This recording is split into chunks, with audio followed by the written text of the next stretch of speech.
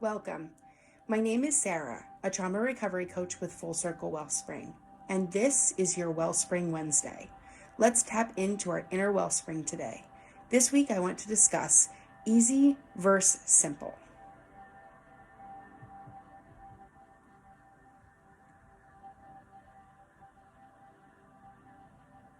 I've been known to say that nothing is easy, but everything can be simple.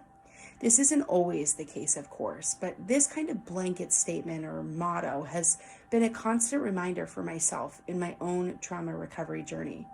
For me, because I believe in the almighty optimism of life, I just trust things the simpler they are. It's almost like when searching for an answer, I tend to have it fall in my lap.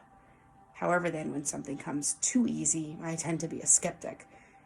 Yet when something tangible and logical comes to me like in a dream or something, it seems simple and feasible.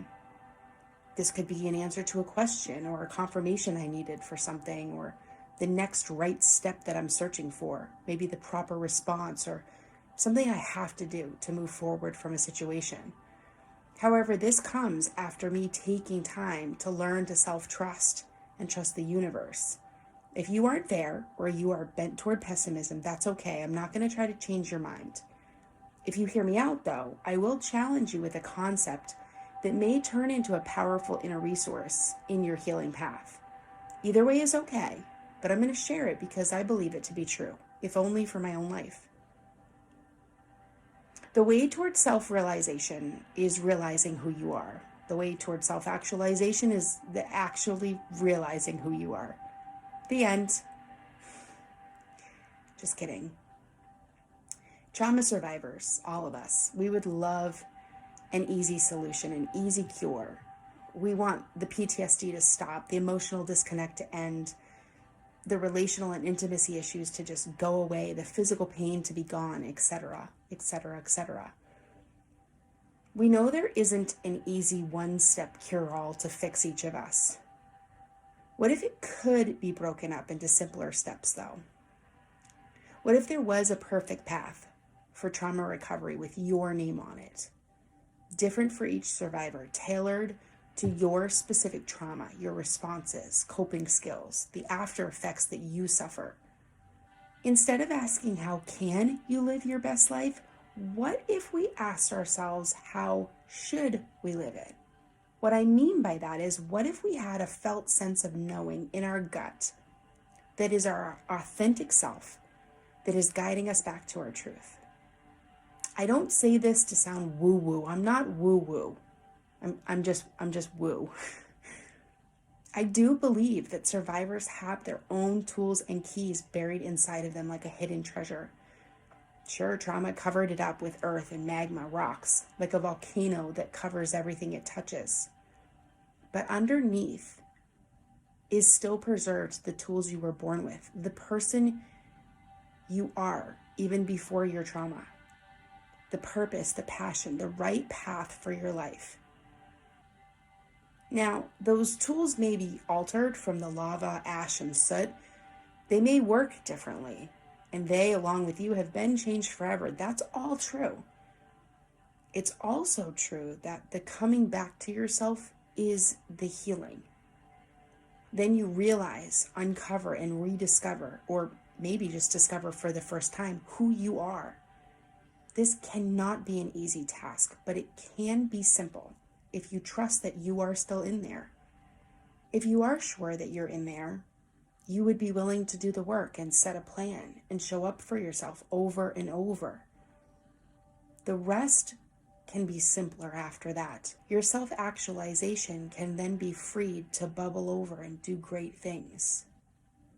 Way back on week 1, I discussed some basics about this in the episodes called Agency and Acne of the Soul, which I'll link in the show notes for reference.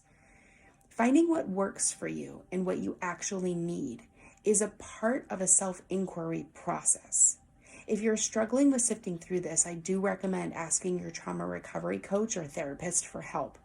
This is similar to life coaching, which I'm very passionate about in helping people find their life's missions. But If you have a trauma history, this may be bringing up so many emotions that you need extra support. Feel free to send me a message and ask how I can help. Once you do this self-inquiry process, you'll start having freedom to ask yourself questions about goals and careers, relationships. You can search out answers to life's big questions. You'll want to figure out how you want to live and where you want to live, who you want to love and why, how to be a good parent, how to break addictions and cycles, and so much more. All that can be simpler because you'll ask your inner knowing what you should do instead of what you can do. For instance, if you ask yourself what you can do for a living, you could think of 10 things off the top of your head right now. You could pick off the list's options by narrowing it down based on how long the commute is and how much the salary is. Then you decide on whatever one and you just go get it. Probably in a year or two with the right certification or degree or application process. In no time, you could be a insert career here. However, if you ask yourself deep down what you should do for a living, then you have to be simply quiet, patient, still, and listen. Aligning with your purpose deep down in your inner being, you can actually find out what career best suits your purpose. Then you won't be given a random list to choose from. You'll be given an answer. I do know from experience that this trauma recovery thing is really difficult at times, and it requires consistent hard work. Picking an easy road, like remaining where you are, not growing, allowing your family to keep manipulating you, not setting boundaries, losing yourself and everyone else, striving to be perfect, just staying where you've always been. This won't take you to where you want to go. Choosing the, albeit harder, recovery road by doing the work and being coached, figuring out who you are, getting help for your addiction, emotionally releasing all the junk, and discovering your authentic self. Yes, that's hard, but it will give you the long-term gains in the future to live your best life and walk in your healed, whole self. And that's the end. That's the goal of this human life thing we do. Finding ourselves and our purpose and then being our best self. On this week's Full Circle Friday coming up, we'll talk about the idea of goals and goal setting, which is a big part of what I do as a trauma recovery coach.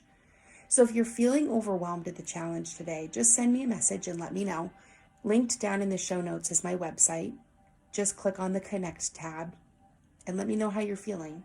I promise to reach back with any help I can offer. If you're feeling overwhelmed, there's a reason for that, and we can figure it out together. Thank you for joining me for this week's Wellspring Wednesday. For more info, resources, support groups, classes, one-to-one private coaching, and more, visit www.fullcirclewellspring.com. For the latest info on schedules and updates, follow us on Facebook at Full Circle Wellspring. All other media, social links, blogs, and show notes are posted in the episode guide below. Until next time, be well, survivors.